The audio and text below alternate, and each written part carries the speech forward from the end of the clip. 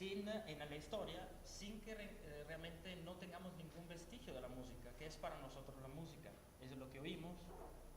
Para los músicos la música es lo que está escrito en una partitura. ¿Sí me oyen, verdad? Ok. Lo que está escrito en una partitura y a veces es lo que nosotros leímos sobre lo que se dice sobre la música, ¿no? Por ejemplo, si vamos a ver un concierto en el Teatro Ricardo Castro o en el Teatro Victoria, sabemos que hubo música porque el periódico anunció ese concierto o criticó ese concierto. Más o menos es esto. Del periodo que yo quisiera hablarle, que es un periodo muy particular de la historia de Durango, no existe música escrita. ¿Qué significa? No existe música en partituras. Pero se escribe, la historia nos dice que existió la música. Entonces, a los historiadores nos gusta hablar de historia poniendo problemas. ¿Qué es un problema? El problema no tiene que ver con el hecho de que no tenemos dinero para pagar la luz o para pagar el agua. El problema en la historia es la pregunta que se hace al tiempo y al espacio. Entonces, cuando yo vine aquí a Durango hace más o menos 11 años, me hice muchas preguntas sobre este lugar, no conocía absolutamente nada. Pero lo primero que me llamó la atención era su espacio, y en particular el monumento que existe en Durango. Tuve la suerte de poder acceder también a algunos archivos, algunos documentos. Como soy músico, me gusta tocar la guitarra. Quise ver realmente cómo la guitarra, si la guitarra existió también en Durango en el tiempo pasado, si se tocó, ¿no? Y descubrí que sí. Y por supuesto descubrí que existe un archivo hermoso conservado en los muros de la Catedral de Durango. Bueno, actualmente no está en la Catedral de Durango, está en el Arzobispado. Y en este lugar ustedes podrán encontrar más de 600 obras musicales para distintas formaciones musicales, música que posiblemente nunca ha sido oída en más de 300 años, pero ahí está. Entonces, preguntar sobre la música como músico es preguntarse también cómo era la sociedad y la cultura cuando se escribió y se escuchó esa música. Entonces, el hecho de que estoy aquí con ustedes, y en particular también en relación al tema del barroco, porque eso es el eje central de esos dos encuentros que vamos a tener con ustedes hoy y mañana, es efectivamente tratar de contrastar o verificar qué tipo de cultura existía en Durango en el siglo XVII y crear un contraste con lo que existía en la música en otro ámbito cultural. A este punto creo conveniente también con ustedes hablar de qué es la cultura. Es un concepto muy interesante. La cultura es sede de disputas, no siempre de muchas cuestiones conciliadoras entre sí. La cultura también ha sido sede de discriminaciones raciales también. Lo que vengo a platicarle hoy no tiene que ver con eso, pero cuando hablo con ustedes de cultura, me refiero a estos dispositivos simbólicos, sonoros, visuales, que pueden crear un vínculo o una especie de entramado común en diferentes áreas. Entonces la cultura nos permite además espaciarnos, nos permite imaginar también. Entonces cuando hablamos de una cultura, podríamos hablar de una cultura de Durango relacionada con una cultura, no nada más de Durango, una cultura de México, o una cultura de América, o una cultura de Europa, o hasta ampliarlo a una cultura del mundo. Esto nos pone un problema ulterior cuando hablamos del barroco. Entonces, no quisiera yo ahorita preguntarles a cada uno si le menciono qué es el barroco, a qué le remite, ¿no? O sea, hay muchas interpretaciones de lo que es el barroco. Así, grosso modo, en término temporal, el término barroco es interesante, no fue una definición de cultura o de sociedad que fue definida en el momento en el cual se vivió. O sea, estamos hablando de una temporalidad alrededor del siglo XVII, XVIII en Europa, que no se reconocía a sí misma como cultura o sociedad barroca. De hecho, hay muchas especulaciones sobre cómo se genera el término barroco. Parece ser que la primera vez que se sitúa ese término es a finales del siglo XVII, en un texto que se refería al término barroco o barrueco, con la idea de algo que los mexicanos creo definen como algo sin gracia, o algo desagraciado o naco. Entonces, cuando hablamos de barrueco, nos referimos literalmente a una piedra no esmerilada, una piedra muy, como se llama, rasposa en ese sentido. Entonces, imagínense que el término barroco era el juicio que los teóricos del siglo XVIII daban a cómo la gente del siglo XVII hacía sus cosas. Es algo que contradice un poco, ¿no? Porque si ustedes piensan al barroco, por ejemplo, a la música, y a la música europea, nos referimos a la música del barroco, por ejemplo, a la música de Vivaldi, o la música de Bach, o la música de Händel.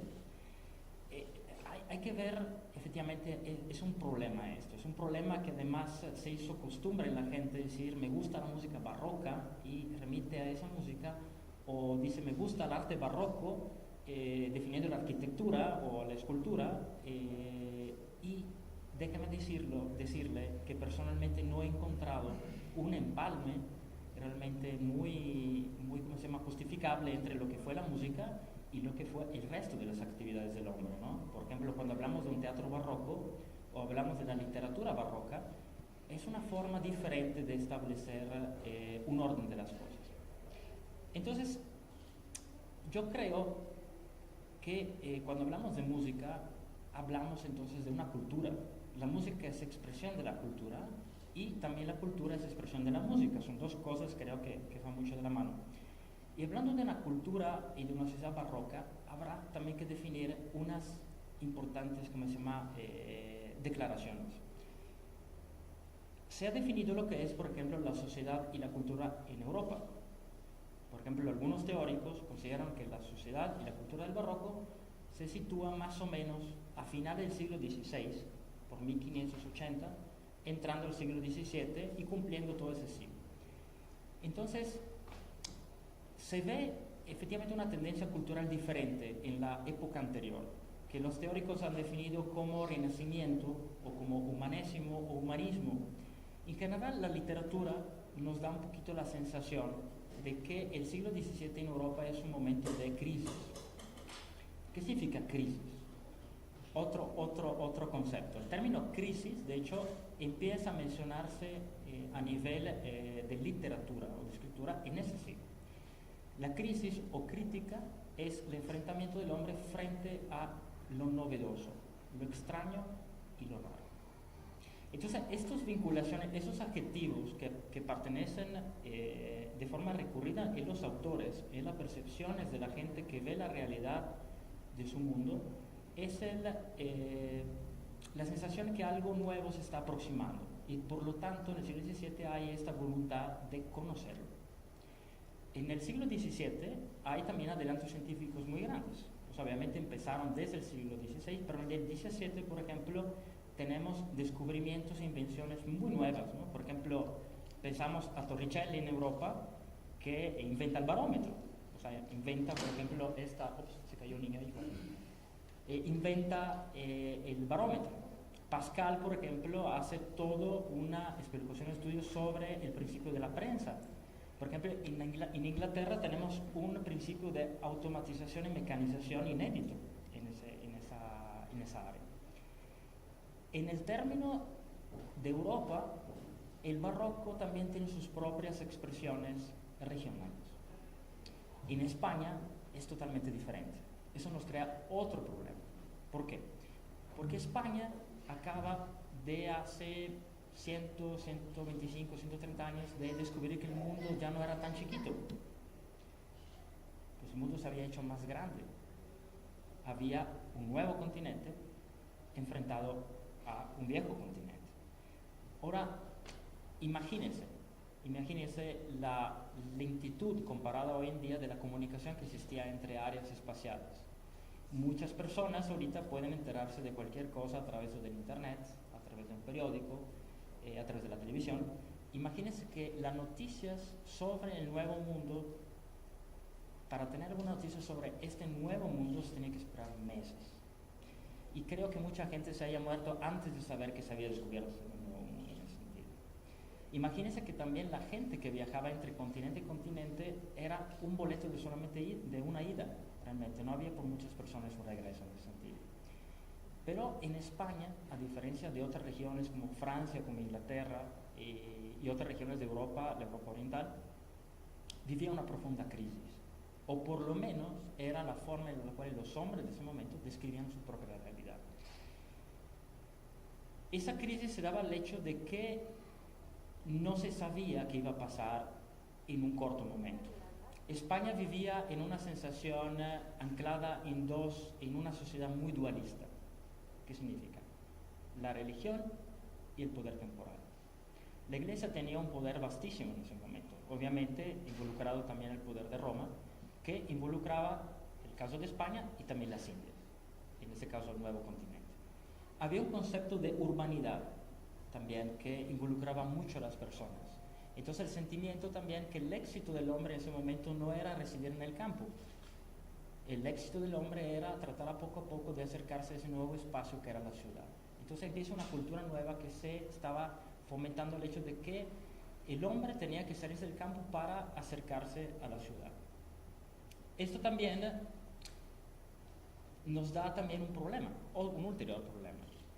Cómo la Iglesia podía sustentar a ese remolino y esa tempestad de los cambios, de las novedades. Se habló mucho de la literatura, como le mencionaba antes. Por ejemplo, está el caso de Suárez o de Céspedes y Meneses, que en sus textos ellos hablan con muchos adjetivos de las novedades que cada día se presentan en la política. Muchas novedades, mucha revolución en ese sentido. La Iglesia tenía que contener esas situaciones. La Iglesia siempre tuvo que frenar estos ímpetus en general. Entonces, toda esa situación hace que alrededor del siglo XVI se manifiesta otro fenómeno, que en este caso crea un eje importante, no a nivel de España, pero a nivel de toda Europa, que es la idea del concilio. ¿Qué es el concilio? El concilio es esta nueva idea de que a través del acatamiento de una crisis a nivel cultural y de la sociedad es reorganizar la vida del hombre a través de la religiosidad y sobre sus expresiones. Y en esas expresiones se menciona la música. Entonces, cuando yo le hablo de actividad musical, y de lo que vamos a hablar ahorita, discúlpeme este gran preámbulo, pero creo que era necesario. La música viene a ser parte integrante, no opcional, una parte fundamental de esa cultura de los cuales le voy a hablar ahorita. Esto obviamente nos da y nos crea un gran brinco, ¿no? ¿Quién eran las primeras personas que llegaron en ese espacio donde estamos ahorita? Es una pregunta muy interesante. Seguramente, y todos ustedes saben, cuándo se fundó la villa de Durango, quién fue, digamos, el personaje más icónico de esta aventura que trajo a esas personas a fundar el lugar donde estamos viviendo. Lo que me parece interesante es tratar de interpretar ese fenómeno en el hecho de que las personas que llegaron aquí en la segunda mitad del siglo XVI, en el 1563, es la fecha de fundación de la villa de Durango, es importante considerarlas también bajo la mirada justamente de lo que le estaba diciendo. ¿Qué significa fundar una villa? ¿O qué significa, cuál es el esfuerzo para fundar un lugar donde hay un proyecto fundacional y donde en futuro va a haber esta idea de una villa que se va a transformar posteriormente en una ciudad? Lo que me llamó la atención es que la villa de Durango se fundó a la base de un gran proyecto. Un proyecto obviamente que tiene que ver con el hecho de la fundación de casas, de los colonos, haber traído los indios. Pero lo más interesante, creo, y si me permiten también quisiera proponerle esta otra clave de lectura, es el hecho de que estos españoles, ese grupo de personas que venían de Durango, no tenía la menor intención de quedarse aquí. Si ustedes revisan el testamento de Francisco de Ibarra, en general, van a notar algo muy interesante. El hecho de fundar la villa de Durango era darle el trampolín de lanzamiento para irse a otro lado. O sea, él de hecho se va de aquí En su testamento él dice, no me interesa que me sepulten en Durango, sepúltenme si quieren, si me muero aquí en Durango, sepúltenme en Durango, pero si me muero en Sinaloa o en Chametra, sepúltenme ahí. Esto nos dice realmente, nos da indicación de un mundo en movimiento. Se está hablando de personajes o actores que se estaban moviendo continuamente. Y la música perteneció también a esa primera etapa. ¿Cómo se movían esas primeras personas? Se movían a caballo, por supuesto, pero parece ser que hay vestigio que estas personas se trajeron consigo también instrumentos musicales, ¿no? Flautas, pífanos, tambores, ¿no? Al ritmo de la marcha, ¿no?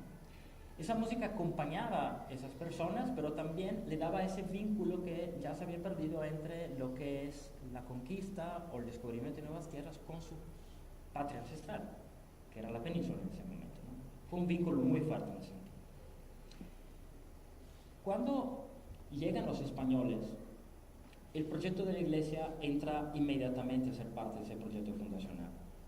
Es un proyecto lento, por supuesto, con millones de dificultades, obviamente, desde el punto de vista también de recursos que hay. Pero digamos que se está dando un acontecimiento muy interesante. El descubrimiento de minas, el descubrimiento también de vetas de minerales preciosos, hace que los representantes del poder temporal se vayan alejando de la villa. Paradójicamente, los hombres no vinculados a la religión se distancian de Durango y se van a otro lado. Eso hace que el único poder que va a residir en Durango es lo de la iglesia. Y el poder central de la iglesia se encarna en ese gran monumento, en ese momento muy chiquito obviamente, que fue la catedral en ese sentido. Entonces es un acontecimiento en Durango que lo hace como un caso muy, muy particular al interior de ese momento. ¿Por qué? Porque todo lo que fue la enseñanza, lo que es la expresión de la música, se arraiga en ese momento a través de la entidad eclesiástica. Saben muy bien, creo, que en el 1620 el obispado de Guadalajara se cinde, se separa y deja la parte más grande a Durango, pero no se la deja a Durango de favor, le deja la parte más difícil. De hecho, el obispado de Durango, la parte que le tocó al obispado de Durango fue el obispado más grande del mundo en esa época.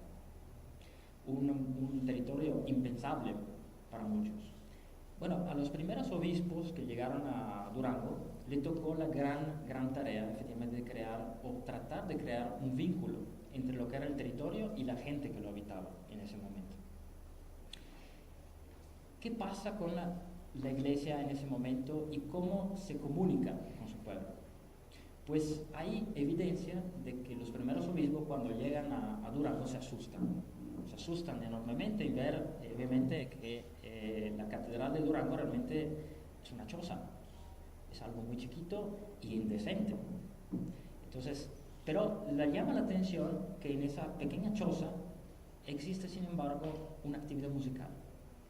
Desde el momento de la creación de una catedral, el coro y los mozos de coros y los ministreles hacen parte de la conformación del proyecto eclesiástico. Entonces la música acompañó desde 1622 más o menos aproximadamente el proyecto eclesiástico de Durango.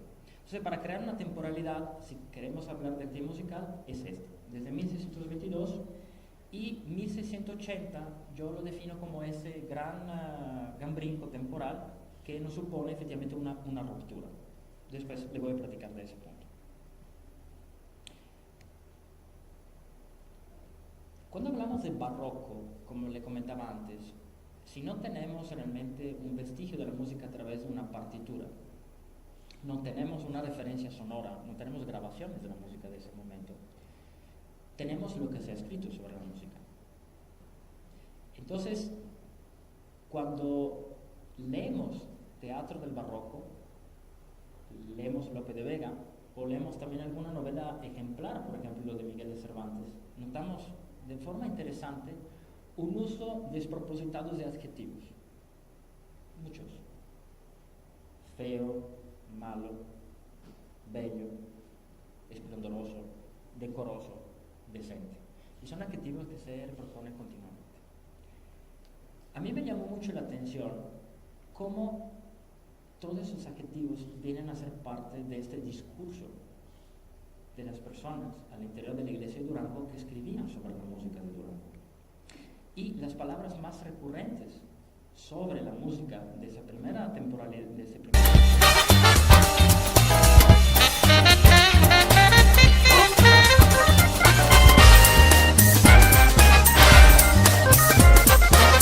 sonido, el efecto acústico, es importante para la liturgia.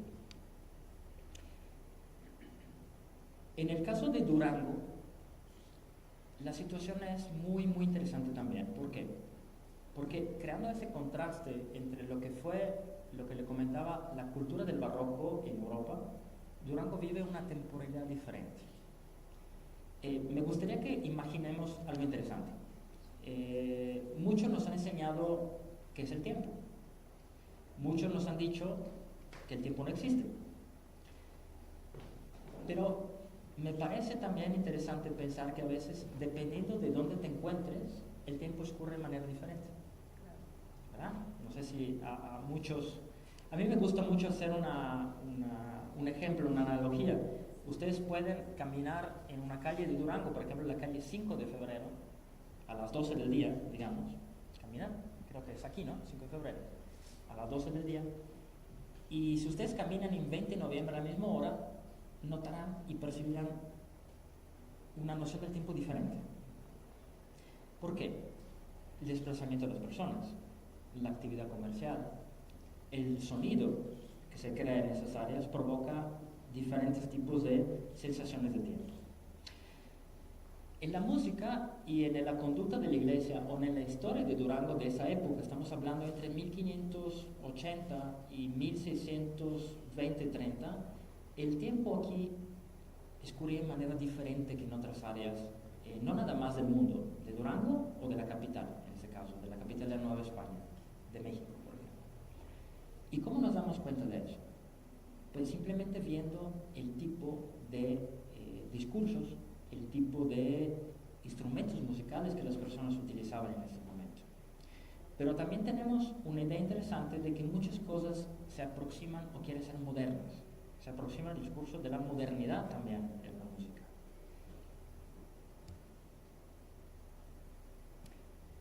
Cuando hablamos del culto divino, es otro término que aparece muchísimo en el discurso relacionado a la actividad musical. Hay diferentes características que derivan sobre la cuestión de la música.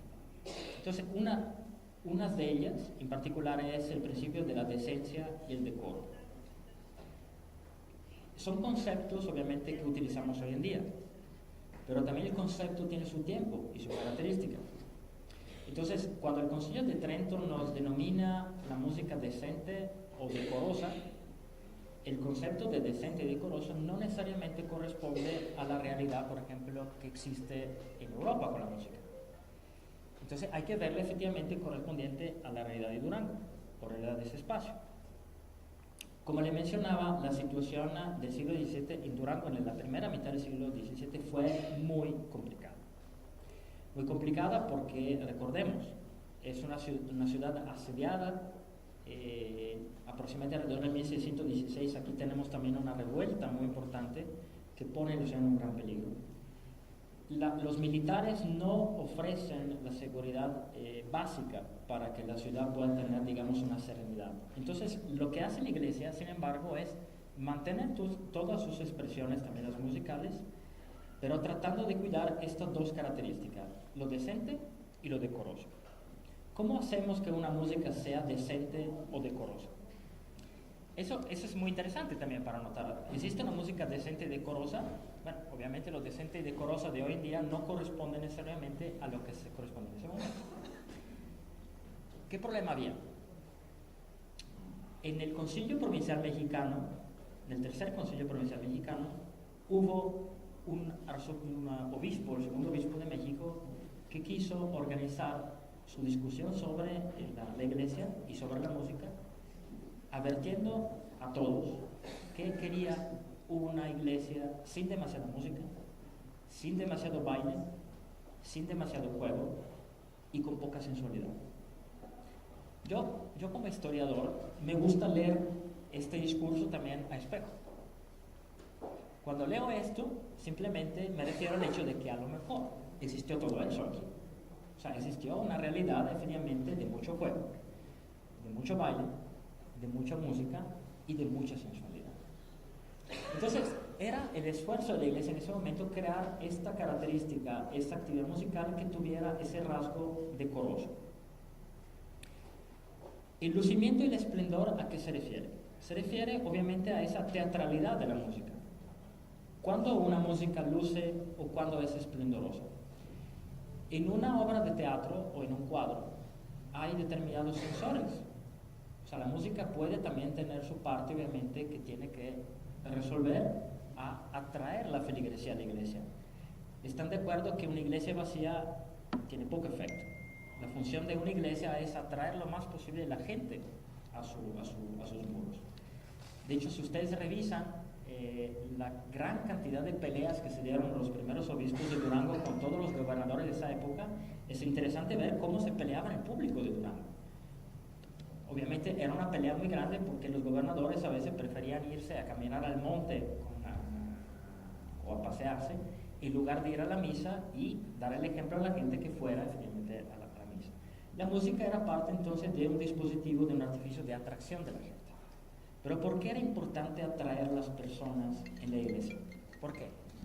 Era importante atraer las personas a la iglesia, en primer lugar, para justificar el proyecto.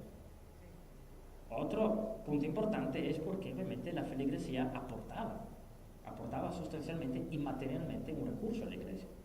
A través de las rentas decimales la iglesia podía subsistir, pero no nada más la iglesia. Una parte de ese dinero del diezmo se iba hacia España.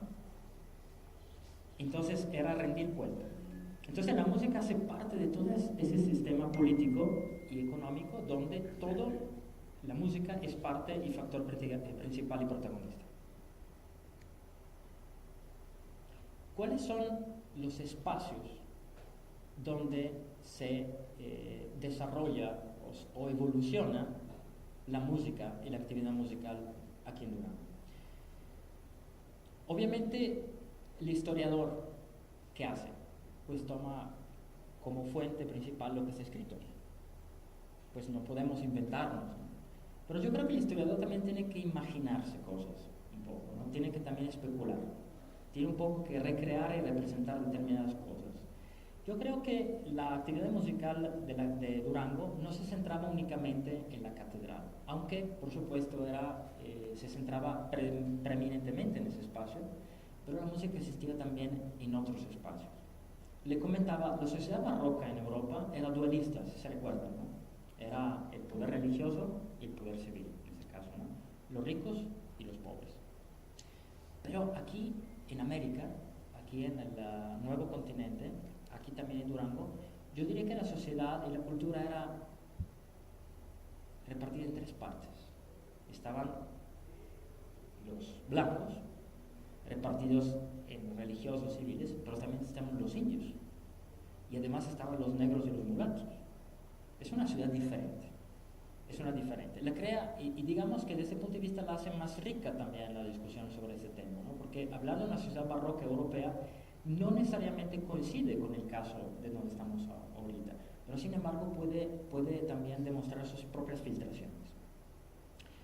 Yo creo que la actividad musical en esa temporalidad del siglo XVII en Durango se desarrolla esencialmente en tres tipos de espacios. Uno, en el coro catedralicio. No sé si ustedes saben qué es el coro de la catedral. Creo que muchos lo han visitado. Actualmente el coro de la catedral se encuentra al fondo de la catedral. Esa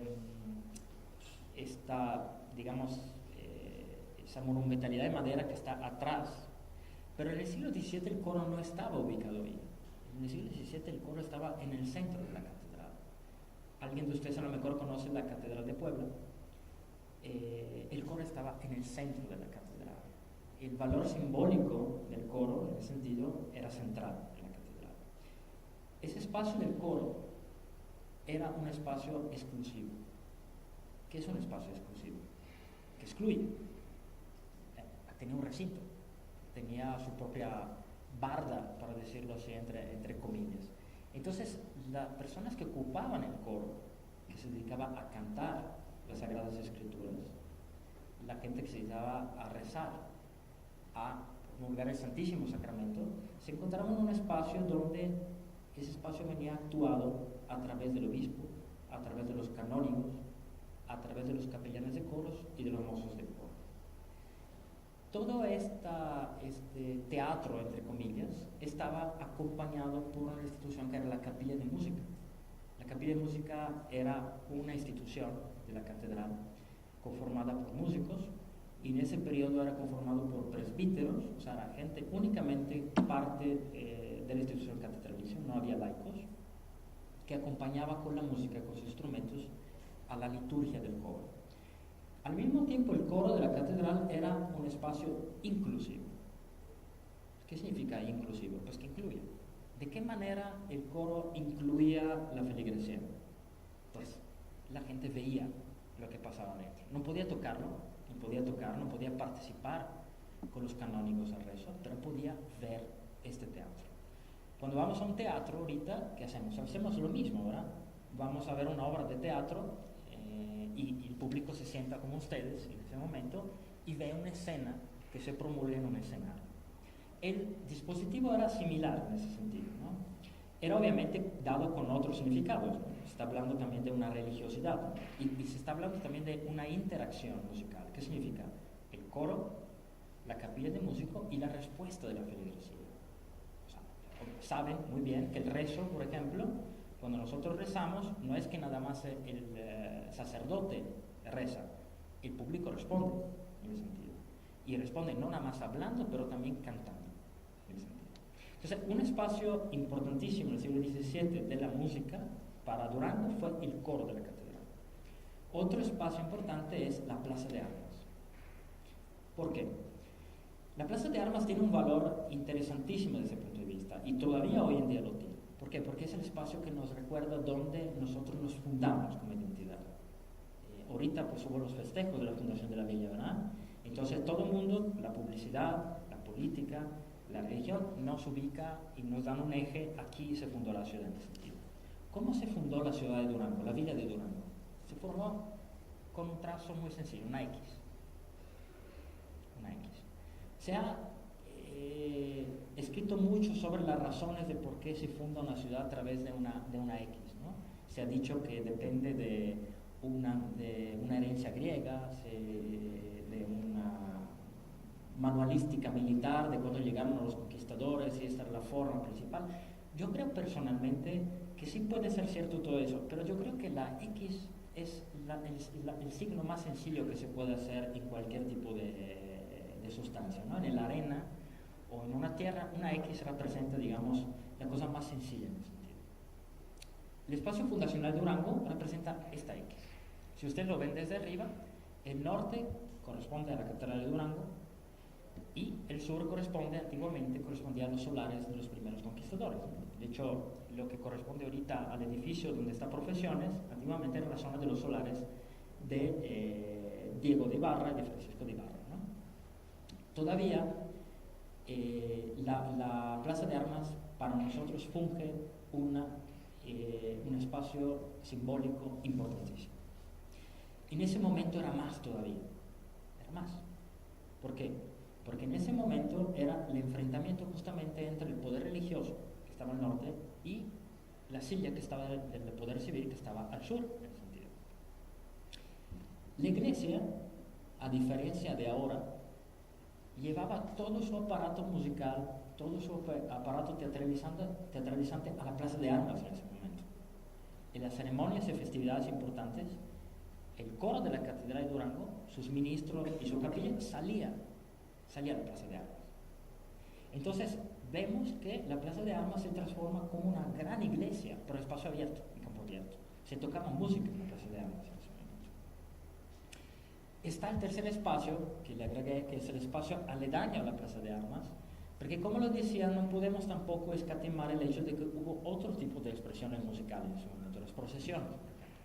La procesión del Corpus Christi es un tipo de procesión que se hace caminando, se hacía caminando en ese momento, ¿no? Y era una procesión que se hacía en las calles aledañas a la catedral y cerca de la Plaza de Armas.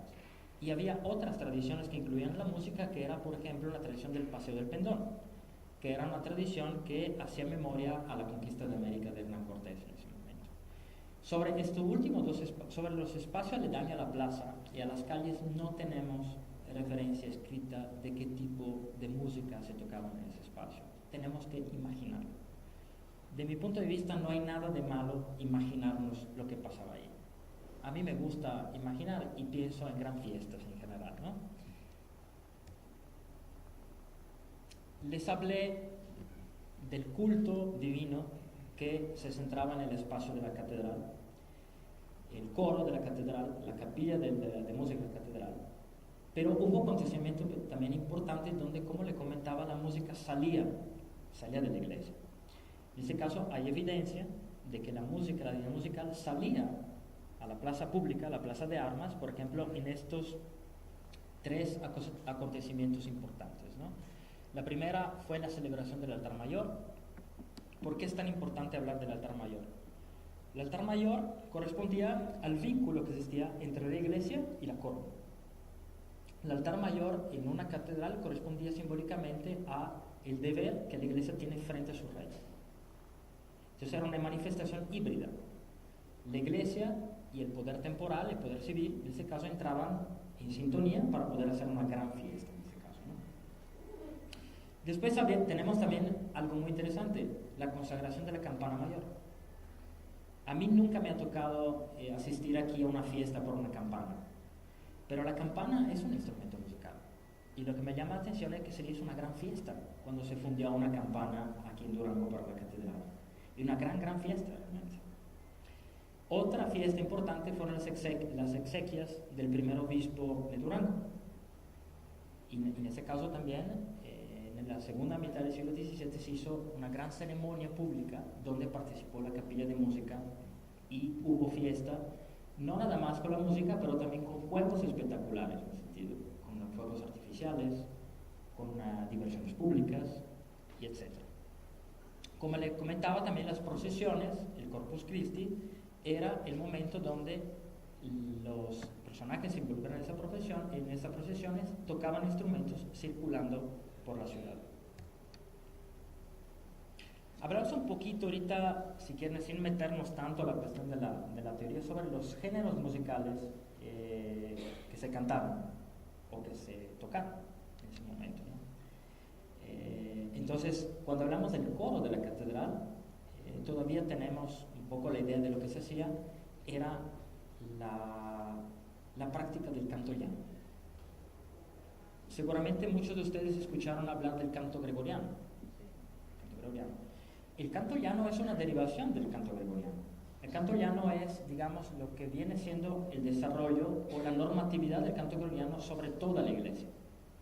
Existían unos libros muy grandes, escritos con los neumas, que son esas notificaciones muy grandes en los libros, que se ponían en un gran atril y los capellanes y los mozos en el coro cantaban la música que estaba escrita en esos libros, ¿no? Hay que definir también algo muy importante, quisiera que también aquí tengamos un poco la capacidad de imaginarnos. Escuchamos el canto gregoriano o el canto llano en un disco o en un concierto, pero hay que definir que en este momento y actualmente todavía el canto gregoriano no es música para la iglesia, no es una música. El canto gregoriano es un rezo, es un potenciamiento del rezo. Eso creaba lo que le decía anteriormente, esa distancia, ¿no? Una cosa es el dogma, una cosa es lo que se vive en el coro, en ese espacio rodeado y bardeado, el rito litúrgico. Otra cosa es lo que la gente comprende de este rito. Entonces, la iglesia, yo creo, no se preocupaba tanto que todo el mundo entendiera si sí o no el canto llano era música o no. Simplemente el público tenía que admirar esto. Para las músicas que se tocaba afuera de la catedral, a través de la capilla de música y los mismos ministros de la capilla de música, habían géneros muy interesantes, porque nos ponían en una situación híbrida. ¿Qué significa híbrida? Nos ponían en un nivel donde la música era sagrada, pero también al mismo tiempo podía ser profana, en ese sentido, ¿no? Uno de los recursos muy grandes para crear una tradición y una seducción en las personas era remitirlos también a la sensación de la familiaridad y a la casa. El género más utilizado en esa época era el villancico. El villancico fue un género que se utilizó a lo largo de la Edad Media para llegar hasta el siglo XIX y fue recurrentemente usado para la iglesia en todo ese tiempo porque creaba ese vínculo tradicional en la gente. El villancico tuvo su propio desarrollo, obviamente, ¿no? El villancico medieval, por ejemplo, no tiene la misma característica del villancico moderno, digamos, ¿no? Pero creaba en la gente esa familiaridad. El villancico era común en la época navideña, en general, ¿no? Entonces se cantaba el villancico. En la iglesia había compositores que componían villancicos para la iglesia catedral.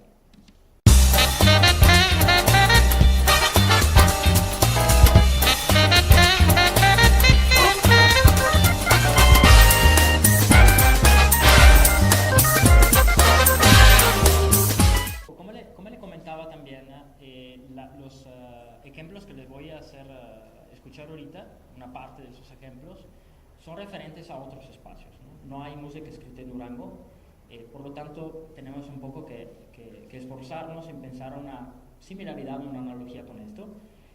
También una cosa importante, aquí hubo presencia de indios en el siglo XVII, especialmente en lo que era antiguamente el barrio de San Juan Bautista de Analco. Existía un grupo, digamos, social integrado por indios. Eran indios posiblemente que llegaban de otro lado, ¿no? Eran indios tlaxcaltecas y también indios de Michoacán.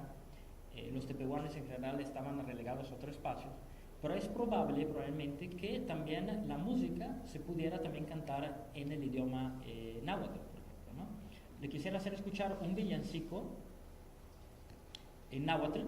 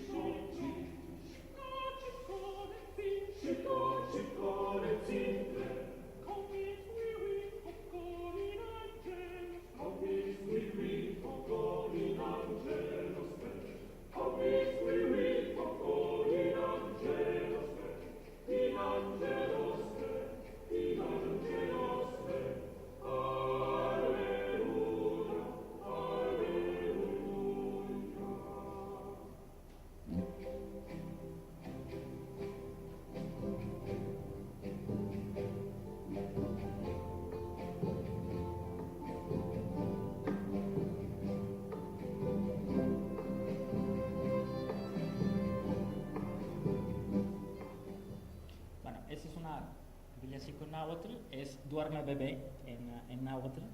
Es una canción, estamos escuchando un poco la instrumentación, ahorita hablamos también un poco de la instrumentación. Obviamente lo que yo siempre pienso como músico es que este tipo de interpretaciones que se dan en esa música son interpretaciones a veces pensadas para salas de concierto, ¿no? Después habría que ver efectivamente el tipo de destreza o el tipo de capacidad también que tenían los músicos que actuar en ese momento, ¿no? Entonces, yo creo que a veces hay un gran espejismo en la música, ¿no? Estamos pensando a veces que la música que se cantaba o se tocaba en ese momento corresponde a lo que se toca hoy en día, ¿no? Eso sí puede provocar algunas cuestiones anacronísticas desde el punto de vista también del sentir de la música, pero bueno, puede dar un ejemplo también. Vamos a escuchar otro género que es la canción o la chanson o la chansoneta, que es un género de música que está documentado que se cantó en la fiesta de la consagración del altar mayor de 1664.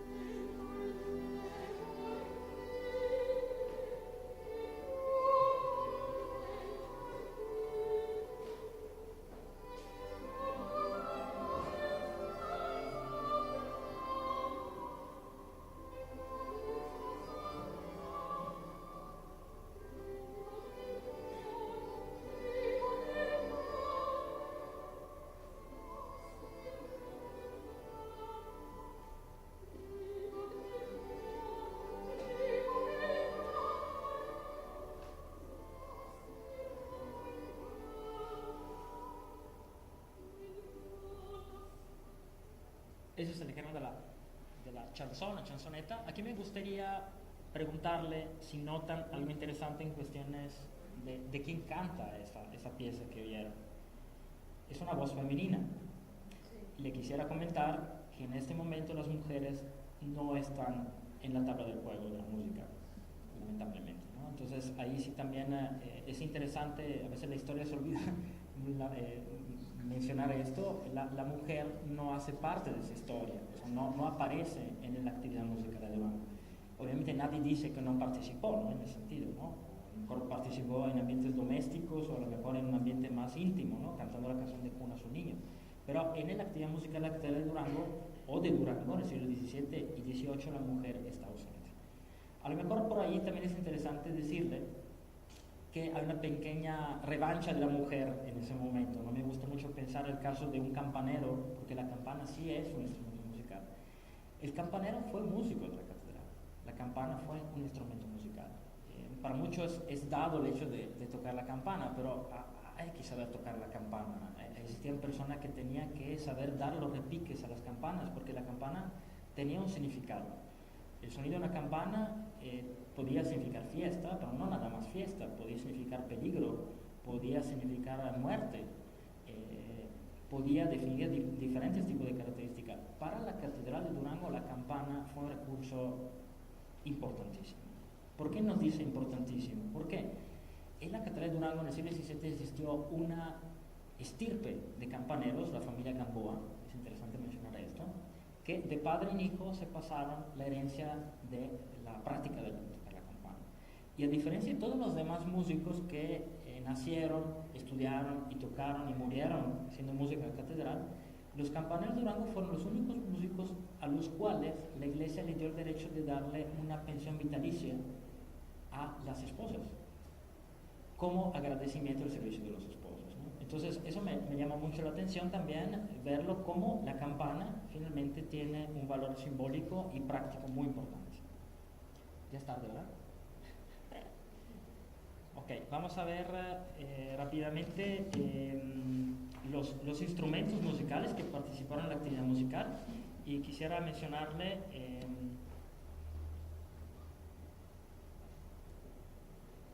esos son los instrumentos que participaron en la actividad musical del siglo XVII en Durango: la chirimía, la guitarra, el bajón, el órgano y el arpa. Obviamente el órgano, ¿por qué? Pues el órgano es parte integrante de la cultura eclesiástica, es el instrumento más completo, creo que todos los conocemos, aunque es importante decir que hablar del órgano aquí nos llevaría no una, pero cuatro sesiones de plática. Pero el órgano fue importante, importantísimo para la Catedral de Durango. De hecho, es el instrumento que más perduró en la historia de la catedral. Desde que se fundó la Catedral de Durango hasta en la actualidad, saben que existen dos órganos de la catedral. La chirimía es un instrumento importante del siglo XVII. ¿Por qué? Porque la chirimía era posiblemente un instrumento que fue colocado en la cultura de Durango desde las fundaciones de la villa, desde las misiones. Cuando llegaron los misioneros, los instrumentos a viento en general fueron uno de los instrumentos que más fácilmente se pudieron enseñar a los indios, en ese sentido, ¿no? Aquí hay vestigio que, por ejemplo, en Analgo había grupos orgánicos de indios chirimiteros, ¿no? Que tocaban las chirimías, y venían contratados por la iglesia de Durango cuando había esas ceremonias en espacios abiertos. Vamos a escuchar un pequeño ejemplo de la chirimía.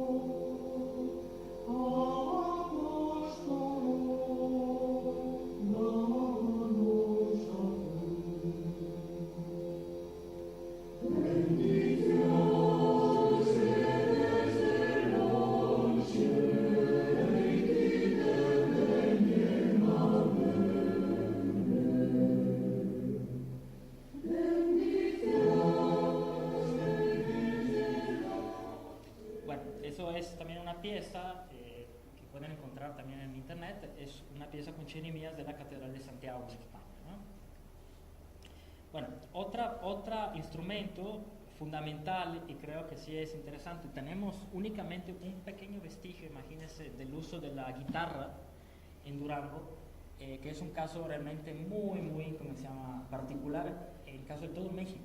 Se encontró aquí en Durango en un libro de cuentas de gasto de la catedral, en un libro que gustará de ese espesor, se dice que se pagaran 4 centavos a unos guitarristas indios para tocar unos villancicos, ¿no? Entonces ese es el único vestigio que tenemos, ¿no?, del instrumento, cosa que a mí me ha dado mucho placer porque soy guitarrista, obviamente, ¿no? Entonces obviamente imaginarme que se tocó la guitarra aquí en Durango me da mucho orgullo en ese sentido, ¿no? ¿Qué tipo de guitarra era? No era la guitarra de hoy en día, era una guitarra que tenía obviamente otro tipo de ¿cómo se llama? Aquí la ven, ¿no? Sí la pueden ver, espero, ¿no? Es una guitarra diferente a la que se usa hoy en día, es una guitarra más chiquita. Posiblemente también habría que pensar qué tipo de guitarra, si la guitarra que usaban los indios fue adquirida en otro lado o fue construida aquí, ¿no? Entonces no tenemos mucha idea de cómo era. Pero la guitarra en ese momento se tocaba con una técnica que era una técnica de rasgueado, ¿no? Entonces, de rasgueado es, digamos, una técnica para mover todas las cuerdas en única vez, para decir en breve, ¿no? Vamos a escuchar un ejemplo.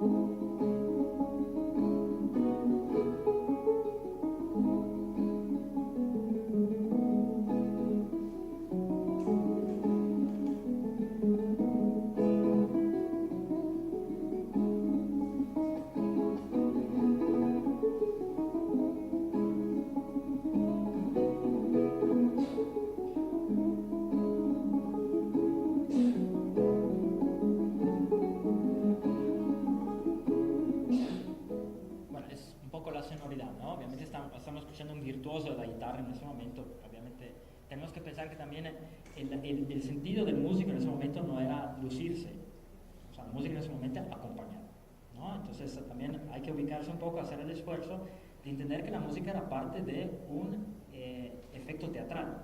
Entonces no es el concierto de un instrumento, es la acompañar, ¿no? Vamos a escuchar otro instrumento que participó en la música, que fue el bajón. Lo puse como instrumento diferente que las chirimías, aunque el bajón es una chirimía, pero es mucho más baja en volumen. ¿Por qué puse el bajón aparte? Porque el bajón fue un instrumento que era característico de los maestros de capilla. En el siglo XVII tuvimos nada más 3 maestros de capilla. El maestro de capilla era la persona encargada de dirigir la capilla de música, pero también de enseñar la música a los niños o a los presbíteros dentro de la catedral. El proyecto del maestro de capilla en Durango no tuvo éxito, duró pocos años realmente. ¿Por qué? No se sabe realmente. Yo creo que no tuvo éxito porque el dinero era poco, o no había suficiente recurso humano para poder enseñar o dar inherencia a ese tipo de música, o también habría que pensar que los músicos a lo mejor llegando de Durango no se sintieron satisfechos de lo que encontraban aquí, en ese sentido, ¿no? El maestro de capilla era una persona que se movía entre obispados. Puede ser que lo que le pagaban a Durango no le daba suficiente satisfacción para quedarse en ese lugar, entonces se procuraba, por ejemplo, moverse a otro espacio, ¿no? Entonces vamos a escuchar ahorita el bajón, que era el instrumento de los maestros de capilla de Durango del siglo XVII, que es un instrumento que ahorita se relaciona mucho con lo que es el fagot. No sé si ustedes vieron lo que es el fagot, ¿no? Bueno, ese es el bajón. aquí lo ven, es una familia de bajones, y la persona que tocaba el bajón era el bajonero.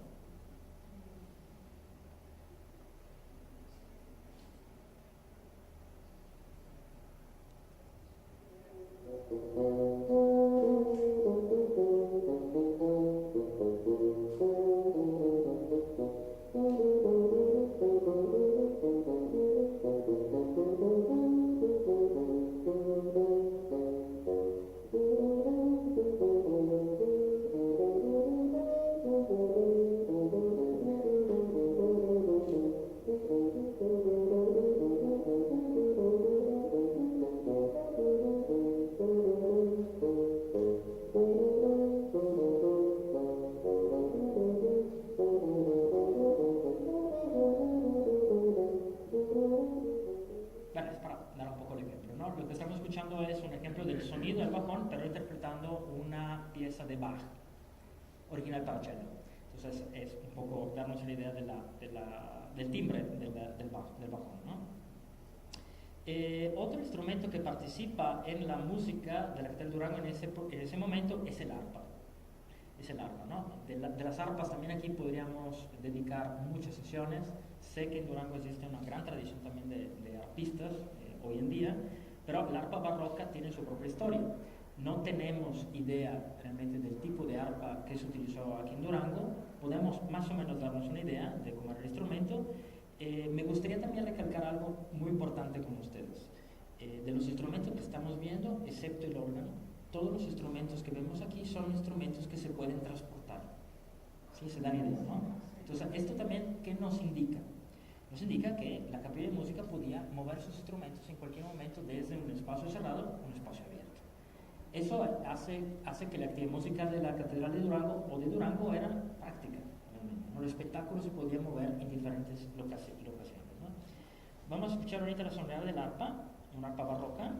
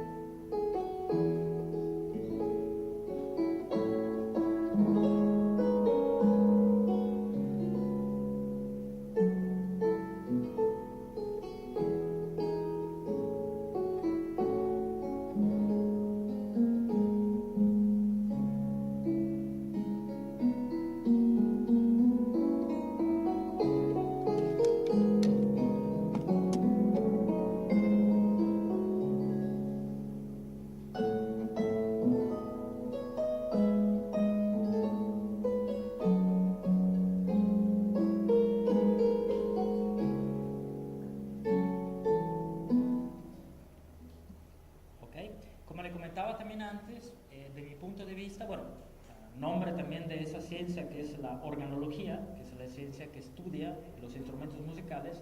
La campana, por supuesto, fue un instrumento musical. Entonces, de campanas se han construido miles de tipos.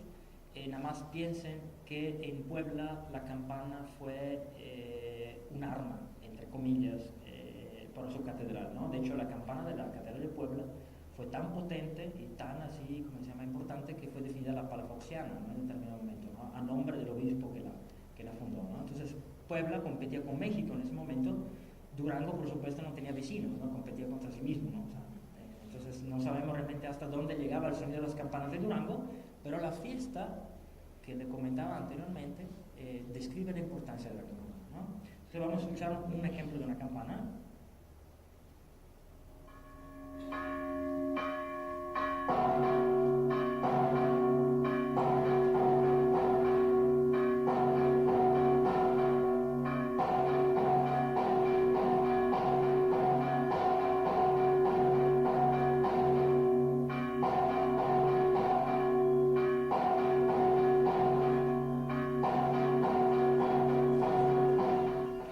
Me gustaría también que reflexionemos algo importante, ¿no? En relación a la campana nada más, ¿no? O sea, imagínense, no existían relojes en ese momento.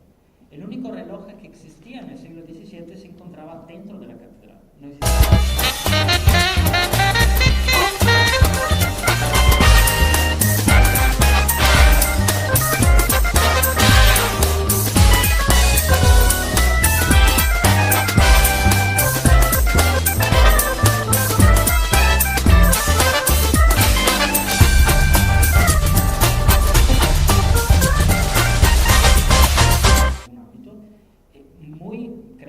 forma muy, muy instintiva la gente podía organizar su día, ¿no? Desde el hecho de despertarse en la mañana, a lo mejor por el canto del gallo, a lo mejor por la luz del sol, pero el sonido venía a ser parte importante de su ritmo de vida, ¿no? ¿Cuál era yo creo que la campana fue un elemento importante para coordinar la vida del ser humano, ¿no? de las personas que vivían en la ciudad, ¿no? Y imagínense también en el sentido cómo cada uno de nosotros interpreta ese sonido. La campana, a diferencia de otros instrumentos musicales, da mucho espacio interpretativo. Y la familiaridad con ese sonido de la campana da también el hecho de que la persona que escucha la campana pueda interpretar muchas cosas. Por ejemplo, ese sonido que nosotros escuchamos, ese ritmo de la campana, puede definir muchas cosas, ¿no? Entonces hay que estudiar más esa parte. La música se ha olvidado mucho de esos instrumentos musicales.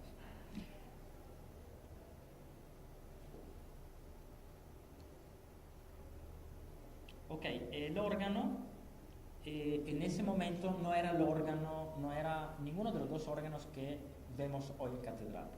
De hecho, el órgano que está a su derecha, subiendo la catedral, de 1767, es muy después, ¿no? El órgano que está a la izquierda todavía es del siglo XIX. En ese momento no existía ni el tapanco de la catedral, el segundo nivel de la catedral.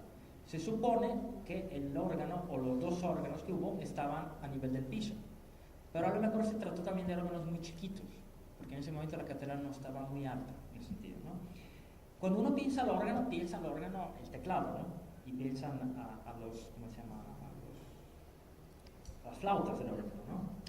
Pero a mí me gustaría que se concentre también en otra figura de la actividad musical, siempre esa persona que queda atrás de la música, ¿no? Como hoy en día cuando el músico va a tocar en una fiesta, existen los músicos, ¿no? Pero ¿quién está atrás de los músicos, no? Está el que baja el amplificador, está lo que carga el instrumento pesado, está lo que revisa el enchufe de la corriente. En ese momento, en Durango, en el órgano, existía esa persona que era el follero. ¿Quién era el follero? El follero era lo que daba aire a los mántices del órgano, en ese sentido, ¿no? Y aquí se le pagó a los folleros. O sea, es interesante ver cómo en la actividad musical existe toda una estructura de personas que hicieron sí que la actividad musical funcionara. Entonces, en esa imagen, obviamente, pues, no es la imagen de aquí de Durango, es una imagen de un órgano que existe en Barcelona. Vemos un órgano del siglo XVII y un follero al lado del órgano. O sea, un follero que mueve el aire, ¿no? Sin esto, el órgano no sirve. Me gustaría también rápidamente terminar diciendo que también en la práctica de la música también existieron actividades del músico muy interesantes que vale la pena mencionar. El músico de ese momento no se dedicaba nada más a tocar la música. Por ejemplo, el organista de la Catedral de Durango, por todo ese periodo, todos los organistas fueron, además de sacerdotes, fueron provisores fiscales, fueron abogados y fueron maestros también. Y además, lo interesante y lo que más me atrae también es que hay gente que sabía arreglar sus propios instrumentos. Cuando había un daño en el órgano, no podían llamar a ninguna otra persona, porque no había alrededor de Durango ninguna persona encargada de ajustar los instrumentos. Ellos mismos se encargaban de arreglar sus propios instrumentos.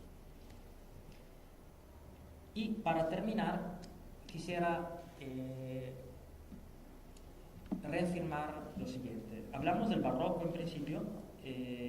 Creo que aquí vemos una cosa muy interesante. Es difícil hacer un acoplamiento entre lo que hemos concebido como barroco y en especial lo que el barroco se considera como la sociedad, la cultura barroca de Europa, con una cultura de lo que vivimos aquí en ese momento, ¿no? Sin embargo, creo, o por lo menos yo creo, después ustedes lo podrán criticar, que la ausencia de la música, o sea, de las partituras, y la ausencia también del efecto audio de esa música, nos acerca más al espíritu de la música de Durango de esa época, más al barroco. ¿Por qué? Porque la música de Durango en esa época fue un mecanismo de teatro. Fue únicamente una música que sirvió para potenciar un teatro, en este caso, para potenciar la fiesta, para potenciar la liturgia. Entonces, este fenómeno que no se conoce, porque el siglo XVII es considerado todavía un momento difícil de la historia de Durango, es un momento donde nos acerca más a una realidad interesante de cómo un pueblo o unas personas buscaron su propia identidad en ese sentido. Entonces les invito de todas maneras también a documentarse por sí mismo también en busca ejemplos de ese momento. Hay mucho que investigar en ese sentido. Les agradezco mucho que me acompañaran en ese momento. Si alguien tiene algo que compartir o preguntar o quejarse, pues adelante. Muchas gracias.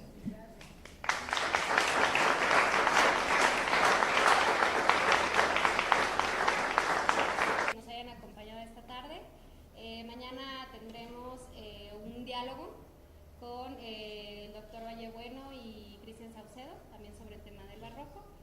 Muchas gracias, Máximo, por esta plática tan interesante y bueno, esperemos que se repita pronto. Muchas gracias. Y bueno, si no tienen algún comentario, los invitamos aquí Ay, disculpe, maestra. Adelante, adelante. Quería saber si tienes alguna imagen de la chirimía. ¿De la chirimía? Sí. Sí.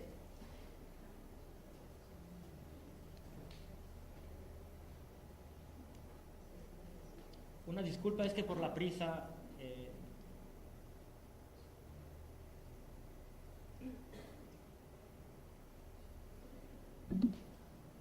estas son un ejemplo de 3 chirimías. La particularidad de esos instrumentos es la lengüeta. Es la lengüeta que se parece más a un oboe, un clarinete o al pico. La chirimía se llamaba chirimía o dulzaina también. En ese momento, especialmente en Francia y también en España. Y es un instrumento que tiene un origen desde la Edad Media, ¿no? Entonces, la música de los pesebres en Navidad todavía en Europa se tocan con ese instrumento. Bueno, también quería que en un festival cervantino hubo una vez un concierto de campanas. Todas las iglesias empezaron a tocar ese concierto. Ah, ok. Entonces, cualquier persona en cualquier lugar que estuviera allí en Guanajuato, pues, estaba yendo al concierto. Ok, muy interesante. ¿Alguien más? Una pregunta. Sí. ¿A qué se debe que se haya ido perdiendo esa cultura barroca y no se conserve la riqueza?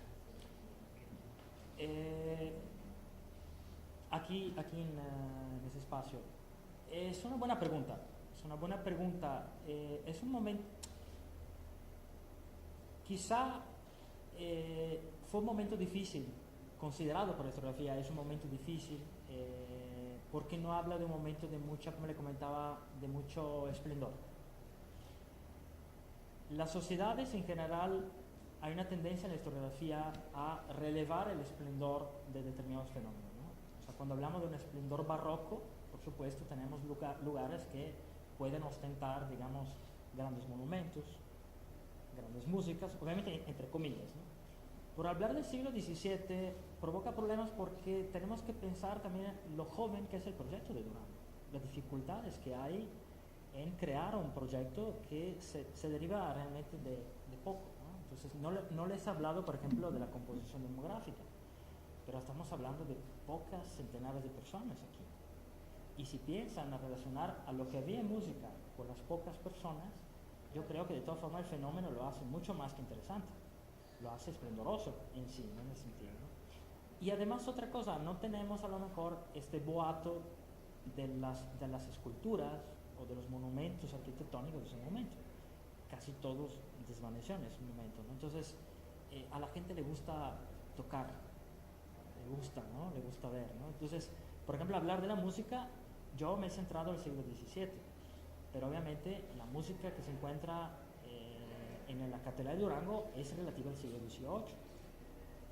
¿Por qué? Porque se está hablando de una situación, un contexto diferente.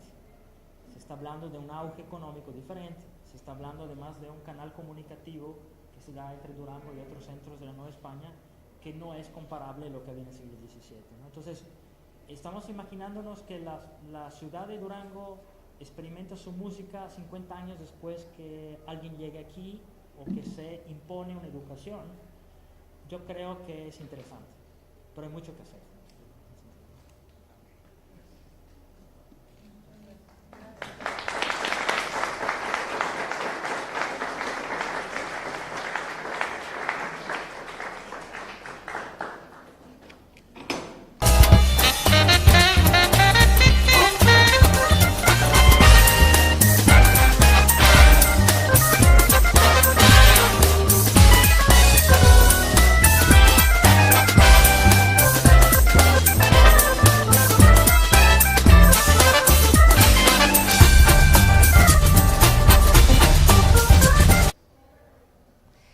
Hola amigos, buenas tardes. Gracias por permitirme estar en sus hogares, pero sobre todo, gracias maestro Máximo Gatto, gracias por estar en Durango, gracias por esta extraordinaria conferencia que ya van a escuchar ustedes.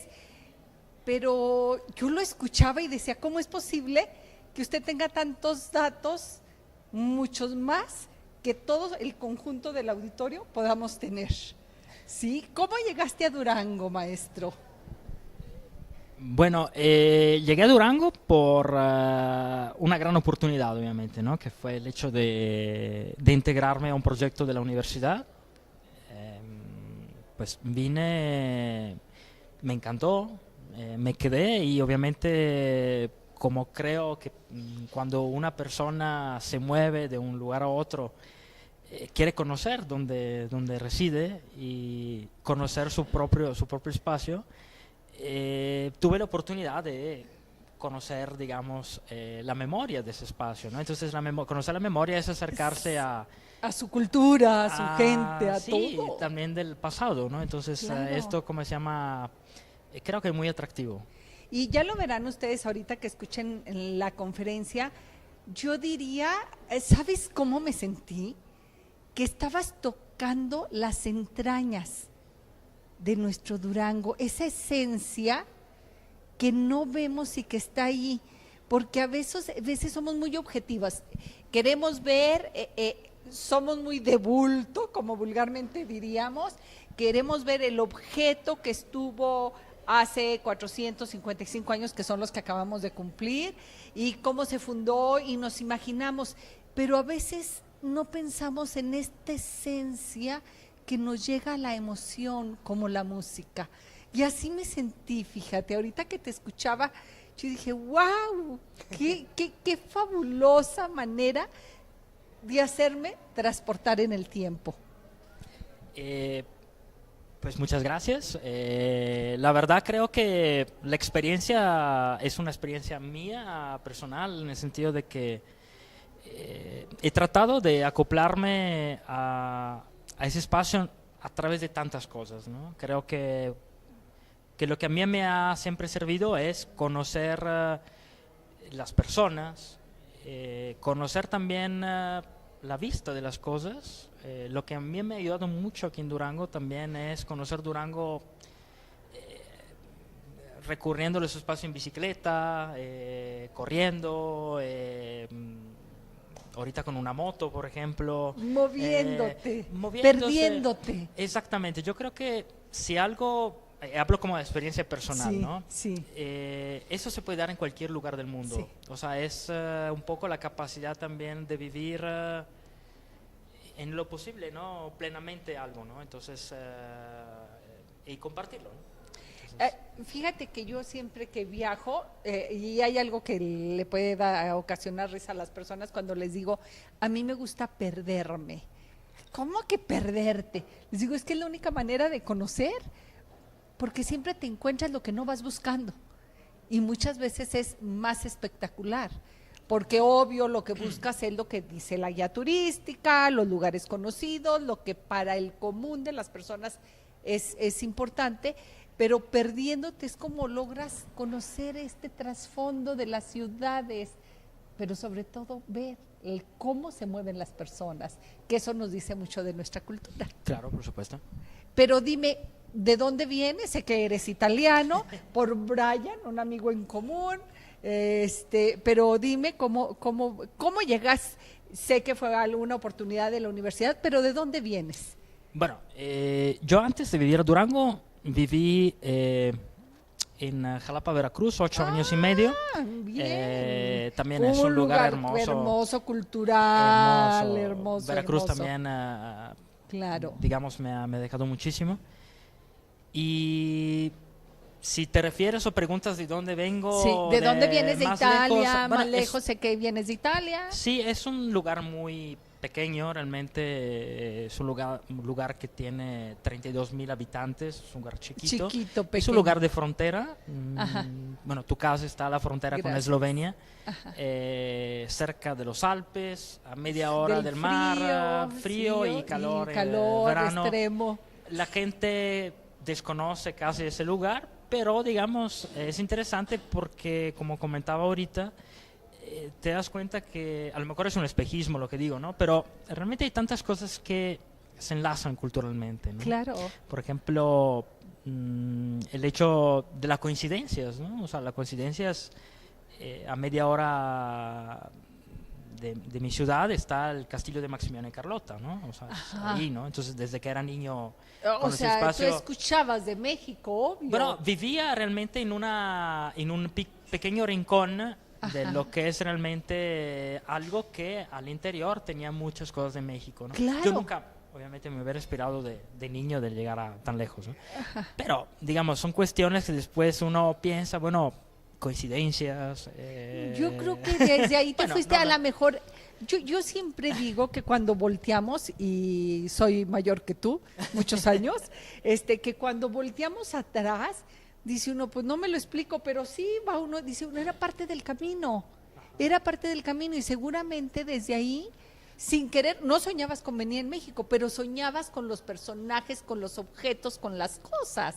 Sí, son como también en la historia, ¿no? Yo creo, ¿no? Lo que estoy aprendiendo un poco de este oficio es que sirve mucho a la vida también, ¿no? O sea, te das cuenta que la historia vive una crisis ahorita, ¿no? Sí. Discúlpame si te, Sí, te no, corto no, la pregunta, pero es importante y además aprovecho también este medio, ¿no? La historia es interesante por eso, o sea, la historia no es nada más de algo que está muerto. Pero muchas veces la historia, por lo menos a mí me sirve también para entenderme a mí mismo, ¿no? En el sentido de entender a los demás también, ¿no? O sea, la historia realmente cuando la estudias o la reconstruyes y la interpretas y también la imaginas, es algo que te explica tu vida, ¿no? Entonces, esto es... Yo estoy de creo que acuerdo contigo, yo siempre digo que una parte que nos permite estar parados bien en la vida es cuando honramos nuestros orígenes. Cuando puedo voltear a honrar a mi padre y a mi madre y toda la cultura que a mis abuelos, todo lo que viene atrás, y estoy hablando de la familia, pero también estoy hablando de mi México, ¿sí? Y de mi sangre, que me encantó que tú dijeses que en los orígenes pues también había negros, que a veces no los contamos y dices tú, espérate, venían más africanos dentro de los que nos conquistaron, dentro de los que fundaron la ciudad, porque no fue conquista, de los que fundaron aquí Durango, venían también negros, y eso nunca los contamos, porque claro. no hay, y hay que creer, hay más posibilidades que de ellos si tengamos sangre. Claro, y yo creo que es lo fantástico. De hecho, como comentaba, si hubo algo barroco aquí, Claro. por eso fue barroco. O sea, Claro. barroco en el sentido de mecanismo nuevo, ¿no? Inédito, ¿no? Esta cuestión también que crea mezcla, ¿no? Que crea esta novedad. Es una parte que se tiene que estudiar mucho todavía. Y me encanta también esta parte, bueno, hay tantas preguntas que tengo que hacerte, así es de que iré tratando de ponerlas en orden. Me encantó esta parte de la música, que era como un atractivo en la religión, ¿sí? O sea, porque estamos recordando que quizá algo que creo que no lo dijiste, es que los oficios eran en latín, entonces no les ibas a entender absolutamente nada, pero la música sí te iba a tocar el corazón. Sí, de esto también habría que, efectivamente el latín era algo que realmente creaba una distancia, o al mismo también algo de misterioso. Imaginemos que una persona que no entendía ese idioma podía provocar también curiosidad o hasta miedo o misterio. Sí. Pero lo que yo creo también es que, y repito, el hecho de hablar de un atractivo, de un espectáculo, lo menciono es entre comillas, obviamente Sí. la iglesia tiene su función, ¿no? Claro, claro, pero era un atractivo y realmente, Sí, oye, sí, con sí. todo el respeto del mundo, Claro. o sea, y voy a hacer una reflexión mía para no poner para no dañar ninguna otra persona. Yo me pregunto, a veces en la iglesia voy a misa y están hablando en mi idioma perfectamente claro y me pierdo. Y creo que de repente, con los ojos abiertos y hasta cerrados, nos dormimos. Y cuando llega la música, al menos hay una emoción, ¿sí? Claro. Entonces puedo entender esta parte de que no es como el espectáculo, pero sí es ir a escuchar un concierto. Si lo demás no lo entiendo, el concierto sí lo entiendo. ¿Sí Claro, me explico? hay una parte que faltaría también seguir hablando, pero la música hasta los años del Concilio Vaticano II tenía una historia. A raíz del Concilio Vaticano II, la música de hecho se hizo más secular, o sea, se hizo más, ¿cómo se llama?, funcional a veces en sonoridad hasta a la música pop. Eso es interesante ver cómo en algunas parroquias todavía, cuando escuchamos un canto y vemos también los instrumentos, estamos hablando de una música que se acopla por lo menos como dispositivo armónico y melódico a la música ligera. Claro. Eso hace y demuestra, creo, cómo también para la iglesia la música es un recurso necesario. Es un recurso necesario, claro, y no estamos hablando, porque esto va más allá de las religiones y de la religiosidad. Realmente no podemos negar, pero estamos más acostumbrados a la cercanía del arte a la religión. Estamos más acostumbrados a vivir de la pintura y la escultura que de la propia música, para crear una línea de tiempo en la religión. Aquí también creo que faltó en ese diálogo hablar de que la música en ese momento no es arte. O sea, en el sentido de que sí se menciona la música, pero el arte no entra todavía como dispositivo estético, en el sentido de que cuando hablamos de es pintura, como un complemento, no más. es algo funcional. Yo creo que fue algo funcional, ¿no? Entonces, por supuesto, no se puede decir que a lo mejor no hubo destreza, no hubo arte, no hubo espectacularidad, también desde el punto de vista de la destreza de los músicos. No tenemos la referencia vestigio. clara.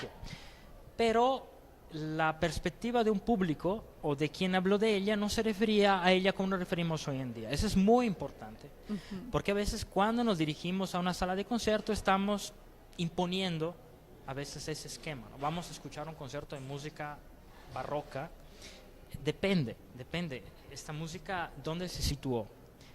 ¿Para qué se usó? Yo creo que es importante, los músicos tenemos, o por lo menos creo, a veces la tendencia de pensar en la música siempre en una sala de concierto. Y yo creo que no. No siempre, o sea, hay diferentes funcionalidades, Sí. ¿no? Existe la música que podemos tocar en una fiesta. O sea, Y entre hasta en la amigos. calle. Claro, y obviamente es una comunión, ¿no? Claro. Hay claro. una música donde hay un público y me escucha tocar y la gente me aplaude y yo agradezco. Claro. Pero hay músicas que no se eleva a Dios, no se eleva a determinados tipos de procesos devocionales y tiene otra función. Entonces yo creo que en el siglo XVII, relativo a ese periodo, la música viene a ser parte, por lo menos institucionalmente, de una funcionalidad. Es una maquinaria, ¿no? Sí, como tú bien lo decías, por ejemplo, los campaneros, que bien no se consideraban músicos, pero se les daba más prerrogativas que un músico. Sí, esto nos dice otra cosa, ¿ves? O Sí, sea, entonces, a ver, así, ahí como que dice uno, y a nuestros ojos, el común, obvio lo vemos más funcional al de la campana, porque pues claro, pues para llamar a misa, para, como decías tú, todas estas cosas, celebraciones y demás, pero es algo meramente funcional. Claro, entonces también te hace entender algo.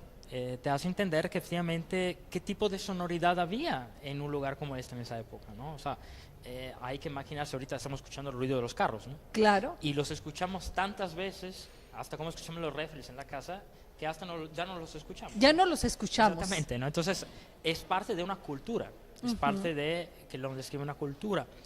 Nos aleja de la interpretación de ese momento. Y no podemos realmente ni esforzándonos a entrar plenamente a entender cómo era la música de ese momento. Pero creo que podemos imaginar cosas, ¿no? Es importante. Sí, yo creo que podemos imaginar.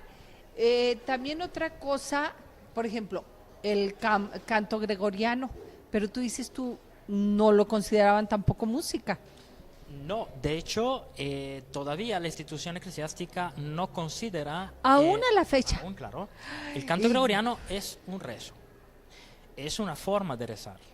Entonces, repito, la funcionalidad de este tipo de canto es relativo a una institución propia de la iglesia, que tú lo oigas como una música de concierto, claro, hay discos de eso. Hay discos y hay espectaculares, grabaciones de grupos que cantan canto gregoriano hecho por los mismos, como se llama, monjes, ¿no? Sí.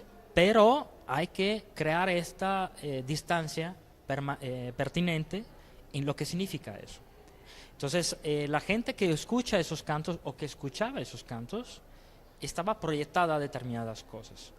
Entonces, hay un deber de la iglesia, un deber frente a Dios, pero también deber frente, en ese momento, a la corona.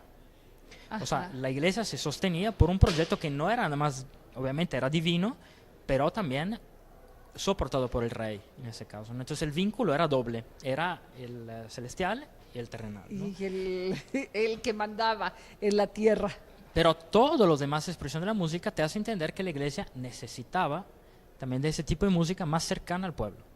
Entonces está hablando de instrumentos más cercanos a la música popular, ¿no? Los chirimías, el arpa, la guitarra, por ejemplo, como mencionaba, la guitarra son instrumentos que hasta cierto punto venían considerados instrumentos vulgares. Claro, Porque bueno, ya tendremos, perdón que te interrumpa, ya tendremos tiempo de discutir sobre, que ponerte a discutir sobre el arpa, yo no voy a discutir sobre el arpa. Creo que hay una tesis que en Durango la trajeron los franciscanos. El arpa Desconozco en absoluto ese tema. Los franciscanos, no, pues ya tendremos tiempo de charlar Claro. después. Pero lo que sí, ahorita que tú me dices que son instrumentos del pueblo, como tú lo decías, para ti un gran encuentro es la guitarra, ¿sí? Encontrar ese rastro, fíjate, venir a Durango a encontrar la guitarra en nuestros orígenes es bien, bien interesante. Es como un vínculo. También utilizar esos instrumentos es el mismo instrumento que yo como público pudiera encontrarme en cualquier fiesta de cualquier tipo, y entonces venir a encontrármelo en la iglesia, dentro de la iglesia, era como hacerme quizá más familiar. Yo creo que sí. Era parte de eso. Era parte de un recurso que por supuesto no era fríamente calculado. No era fríamente calculado. De hecho, te puedo decir que también el arzobispo anterior estaba muy vinculado, o muy, creo, si no me equivoco, muy cercano a la cuestión de los villancicos, o sea, en el sentido como género. Y creo que en ese momento histórico, desde que se fundó la Nueva España, el villancico como recurso musical, compositivo, crea justamente esta trayectoria entre la música, digamos, culta, pero la música popular también, ¿no? Entonces son temas además muy simpáticos a veces, ¿no? No necesariamente muy severos, muy como se llama, rígidos, ¿no? Se está hablando de algunas bromas de San Pedro, se está hablando también de la dificultad de aprender el solfeo, por ejemplo, ¿no? O como el gallo canta, ¿no? Esos temas que la iglesia recurre, además en forma extraordinariamente artística en el siglo XVIII, a ese recurso del villancico, que es una forma de música popular. Villancico deriva de la Edad Media. O sea, entonces está hablando de un fenómeno musical de muy larga tradición, ¿no? Claro, pero que se ha ido quizá profesionalizando y haciendo más, por supuesto, abriendo más a la... articulando, complejizando, ¿no? Sí. En ese momento, en el siglo XVII, aquí en Durango, sí tenemos el caso de un maestro de capilla, que por cierto fue indio.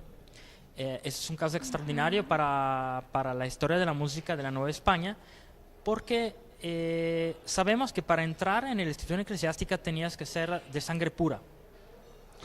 Entonces, un maestro, en este caso, imagínate, el obispo de ese momento, que era el obispo Barrientos y Lomelín, decide él mismo de traer este músico desde México, que era un indio pardo, ¿no? Era Alonso Asensio, ¿no? Y eso te demuestra también el hecho de que la voluntad de esas personas de también traspasar esos límites, ¿no? También ya había poder. ¿Regresamos?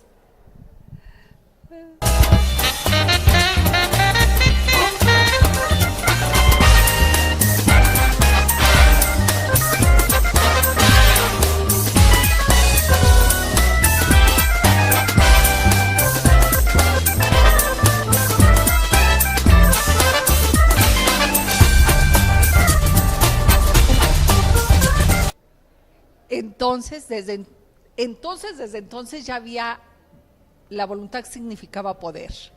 Sí. Sí, disculpa. Sí, había, ¿cómo se llama? Para este obispo en particular es interesante como es obispo que duró 2 años nomás aquí en Durango. Es un obispo que fue canónigo en la Ciudad de México. Vino a Durango ya viejito, obviamente, ya, ¿cómo se llama? Cansado. Pero la necesidad de estar decorado por la música, ¿no? Entonces trae este maestro de música desde la Catedral de México. A la época de la Catedral de México, Alonso Asensio era un ministrel, o sea, era parte de un grupo, pero lo trae a Durango para conformar una tradición de una capilla de música con un maestro de capilla. Pero repito, el hecho de que Alonso Asensio fue un indio pardo, eso nos habla en ese momento de un caso realmente particular, ¿no? Particular, sí, pero creo que lo podemos ver esta historia mucho a través de todo el arte, que realmente cuando tú te confrontas con una obra de cualquier tipo, literaria, pictórica, musical, lo que menos te importa son los orígenes del artista, lo que habla por se es la obra. Claro, ahí también va al otro lado de la historia. Y también es bastante inquietante. A mí me gusta pensar también, a veces, y comentar también, que construir la historia a veces, el proceso es bellísimo. A veces el resultado, o sea, la historia no siempre es bella, en el sentido, a veces también triste, ¿no? Hablando de este maestro de capilla, Alonso Asensio, a la muerte de su mentor, de lo que lo había traído acá, los canónigos de Durango lo despiden. Entonces, eso es interesante porque existía ahí también el influyentismo.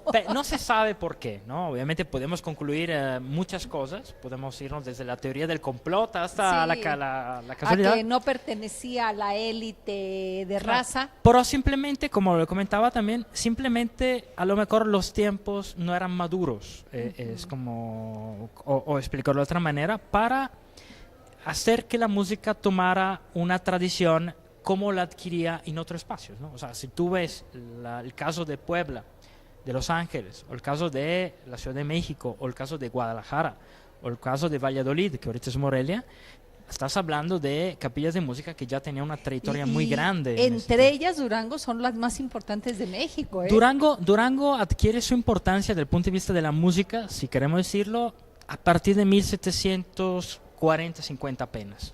El siglo XVII, repito, creo que la historiografía la considera como un momento oscuro. No se ha estudiado demasiado. Y hablando de voluntades, estoy cierta y segura de que debiste de haber contado con muchas voluntades para poder hacer esta gran investigación. Voluntades en el sentido, perdón. En el sentido de que te abran las puertas para investigar. No, por supuesto, no, una investigación nunca se genera por uno solo, ¿no? Sí, o sea, por más que tú digas, quiero investigar esto, pues si no toco y no me abren las puertas, no, ¿cómo?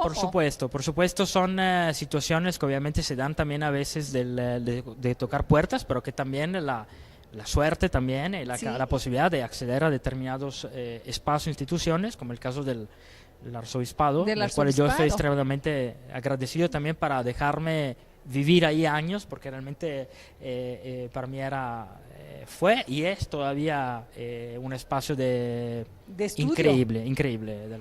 ¿Cuántos años tienes aquí en Durango? Llevo 11 años. 11 años. 11 años, sí. ¿Y los 11 que has estado investigando? No, llevo realmente investigando desde el 2010. 8 años, los últimos 8 años. 8 años, digamos, ya más cerca de este tipo de problemas. Pero a ver, dime, ¿tienes alguna edición? ¿Has escrito algo? ¿Se ha editado algo? Bueno, a través del Instituto de Investigaciones Históricas escribí un libro, está publicado por la UGED, que es la actividad musical de la Catedral de Durango, de 1635 a 1749. Y pues es la publicación de mi tesis de maestría, hecha libro,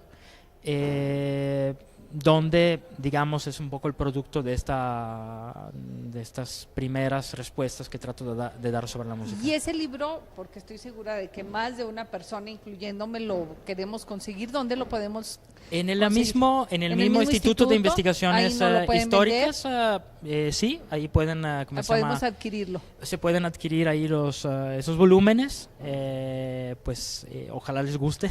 No, yo creo que esto es bien interesante porque tenemos historiadores en Durango, que los conoces tú, el doctor Miguel Vallebuenos, gran amigo y todo mi respeto, pero especializados así en el tema, ir a buscar y hoja por hoja y los datos que al rato van a escuchar ustedes. Es sorprendente, aparte creo que puede ser la misma historia, pero depende también de todo lo que tú traes atrás para la manera de narrarla. O sea, esa es la otra mitad. Yo creo que tienes toda la razón. La verdad es, como le comentaba al público y también a la organizadora del evento, es un reto a veces también relatar lo que uno sabe. Claro. ¿Por qué? Porque efectivamente también el proceso también de escritura de la historia lleva toda una serie de cargas emocionales, culturales, que obviamente pues va reflexionando sobre una realidad de otro tipo, ¿no? Entonces yo repito, o sea, todo lo que he tratado de hacer deriva de una interpretación, ¿no? Pero es bien interesante porque sí. estamos oyendo un extranjero, ¿sí?, narrando nuestra historia. Creo que sí, y creo que finalmente también todos, lo que me gusta pensar es que todos somos extranjeros del tiempo, ¿no? Sí, o sea, claro. Todos somos Claro. parte de una relación Sí. de algo que existió o que es o que fue antes de que nosotros estuviéramos, ¿no? Entonces a lo mejor ahí es una empatía, ¿no? Ver un poco esta cercanía a ese objeto, ¿no? Es un poco como ver un cuadro, ¿no? Es como, sí, pero creo que aquí hay una ganancia porque viene el bagaje histórico, cultural que tú traes por venir de donde vienes, por tu preparación misma, ¿sí?, a dar lectura a algo que para nosotros decíamos hace rato decías tú, lo ves tanto que ya no lo ves, lo escuchas tanto que ya no lo escuchas. Entonces tú con unos ojos que vienen puestos en otro lado y ves claramente. Yo soy artista, soy pintora y escultora, y antes de firmar un cuadro siempre lo volteo y lo dejo descansar, y que necesito que descansen mis ojos porque digo, es que ya no veo si hay algún error, ya no veo nada, y resulta que de repente lo veo, lo dejo descansar mínimo una semana o lo que sea, digo, bueno, pero ¿cómo se me había pasado esto? O termino volteándolo de plano del otro lado y nunca lo firmo, claro, ¿me entiendes? Claro. Entonces tú traías unos ojos nuevos a este tema. Pues agradezco mucho. Yo creo que la novedad de la historia es por esa razón a veces que me inquieta a veces el hecho de que parece ser que ya muchos no les interesa la historia. Sí. ¿Por qué? Hay razones, no quiero entrar en mérito a eso, pero lo que pasa es que la historia siempre es nueva. O sea, la historia no es... siempre se habla del pasado, pero repito, se habla también del presente. Tenemos que estar finalmente dispuestos a problematizar, o sea, preguntarnos, ¿no? O sea, ahorita hay situaciones que, como comentaba a los compañeros, nos inducen a crear ejes o estabilizar cosas, ¿no? Por ejemplo, hablamos de la fundación de Durango, ¿no? Hay fechas, ¿no? Yo creo que la historia es importante por la cuestión del tiempo, ¿no? Es importante las fechas, pero la historia, te darás cuenta, no necesita de las fechas. Necesario, o sea, vive también de esos números, pero la historia es rica porque se puede reescribir continuamente. Sí. Entonces, yo creo que ahí es fundamentalmente el hecho de que cada quien, acercándose a algo, viéndolo, aunque sea un periódico o todo eso, puede redescribir algo continuamente, ¿no? No es algo imposible. Creo que a todos nos merecería hacerlo porque nos ayuda a actualizarnos continuamente.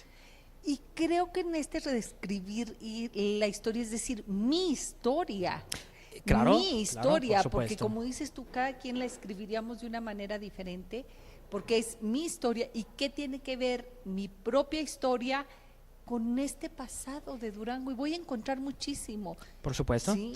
Y creo que estudiando esto, que parece tan lejano y por supuesto tan difícil, porque sí es difícil, cambia la perspectiva de dónde estamos ahorita. cambia la perspectiva inmediatamente de lo que nos relacionas con ese momento, ¿no? Entonces, en las escuelas también te darás cuenta, ¿no? Hay determinados procesos que son como muy monolíticos, muy, ¿cómo se llama?, importantes, no niego que sean importantes, pero creo la importancia es también interrogarlos, estarlos, como se llama, continuamente tratando, como comentaba, hablando del barroco. No se puede necesariamente, o no se debe necesariamente imponer lo que es el concepto de sociedad y cultura del barroco a un fenómeno, a una realidad como esta. Puede ser que sí, no niego que sí, puede haber un enlazamiento, pero no necesariamente. Hay que ver qué pasa ahí. A mí me encantó esta apertura que tienes, es una narrativa que no es tajante, ¿sí? Que no dices tú, es esto y nada más, porque a veces estamos acostumbrados a eso en la historia y quizás sea por eso que nos choca, ¿sí? Porque… Es la memoria, la memorización. Sí, y hay una historia muy cuadrada y no se te ocurra pensar que hay desviaciones, ¿verdad? Claro. Pero siempre hay historias paralelas que nos dicen, esa historia creo que, y no me voy a meter con, ya iba a empezar a decir que los niños héroes y que se dice, muchísimas cosas que te van metiendo en duda. Entonces dices tú, creo que es una defensa que decimos, la historia le pongo una barrera, ¿verdad?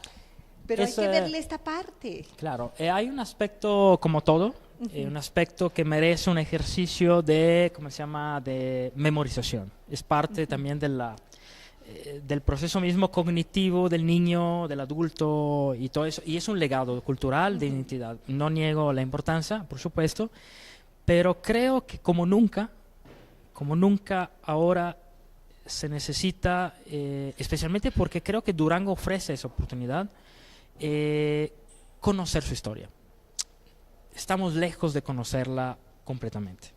Hay muchísimo que conocer y muchísimo espacio que todavía cualquier persona que estuvo presente y a lo mejor ya lo está haciendo, puede acercarse a este espacio que habla de su historia. Claro. Y descubrir cosas. Y creo que esto, lo más valioso es que yo, ni no sé si estés de acuerdo, tengo la seguridad que cada vez que volteamos a ver esa historia vamos a entender muchas cosas mías, de mi comportamiento, de mis gustos, de mis placeres. No hablamos de la sensualidad de la cual hablaste. O sea, voy a conocerme a mí al conocer la historia, al rascarle tantito. Sí, hay mucha humanidad. A veces también a través de un discurso que suena muy protocolario, muy, como dicen, político, muy pedante, existe mucha sensualidad, siempre. O sea, finalmente son seres humanos los que escriben, ¿no? Y cuando a veces en un documento aparece una barrera, hay justamente que tratar de ver lo que hay atrás de ella, Lo ¿no? que hay atrás. Y repito, la sensualidad, por ejemplo, la sensualidad la descubres al otro cuando te sientes tú, ¿sí? Porque no puedo hablar de la sensualidad de otro si antes no he sentido mi propia sensualidad. Claro. ¿Sí? Quizá de muchos aspectos y muchas emociones puedo decir, aquel está enojado sin estar enojada yo, pero de la sensualidad creo que es una energía que tienes que sentirla y vivirla para poderla entender. Exactamente. Sí, y me encantó esto de la sensualidad en la música. De hecho, como comentaba, fue una idea que preocupó finalmente a los primeros, como se llama, obispos de México, cuando decidieron tratar de la situación de la música. Y debieron de haber sentido ellos, en ellos mismos de la eso sensualidad. de eso hablaba, ¿no? O sea, lo que pasa es que, bueno, hay situaciones muy interesantes. Por ejemplo, si vas recurriendo también a la memoria archivada, Ajá. vas viendo que, por ejemplo, cuando yo finalmente pude acercarme un poco a la cultura de este país, si quieres, me encantó, o más bien me trajo la atención, lo festivo, ¿no? O sea, es también el carácter festivo, ¿no? Pero esa festividad no nace ahora. Nace lo encuentra en las quejas de los sacerdotes que dicen que están tocando las campanas a cualquier hora, ¿no? Entonces, a cualquier momento es, como se llama, motivo para tocar las campanas, ¿no? Claro. De hecho, hay aquí un documento muy interesante en Durango que habla de un edicto sobre campanas que llega desde Cuba. donde... ¿Qué hay que marcar? No, un documento muy grande donde el obispo de Cuba, de La Habana, dice que el toque de la campana es un problema. ¿Por qué? Porque todo el mundo se sale de las campanas y tocan la campana a todas horas, no nos dejan dormir. Entonces, o sea, todas esas situaciones, como decías tú también, son señales realmente de algo de muy largo espectro. La cultura nos pone finalmente en un gran problema, como comentaba, porque amplía demasiado los horizontes, pero también explica muchas cosas. La historiografía a veces que no toca el ámbito cultural queda a veces como un poco constreñida, ¿no? Entonces la cultura, te das cuenta, te está diciendo cosas con mucho contenido, mucho símbolo. Y creo que todos esta va a ser una gran oportunidad de aprender algo de nuestra historia, y vamos a ver reflejado simplemente el por qué. Tú hablabas de un instrumento del chimirite. De la chirimía. De la chirimía, que la hemos escuchado y digo, ¿y de dónde venía esa palabra? Jamás me imaginé. Claro. A mí, yo recuerdo, la usan en algunos pueblos, eres muy chimiritero, y viene de la chirimía. Y ahora que tú decías, es que se mueve con la lengua y se mueve, digo, pues claro, es cuando tú hablas mucho. O sea, dices, uno, hasta esos pequeños detalles, ¿sí? Claro. ¿Cómo tienen que ver? Digo, y estoy diciendo alguna palabra, por ponerles un ejemplo de lo que aprende uno al voltear hacia atrás.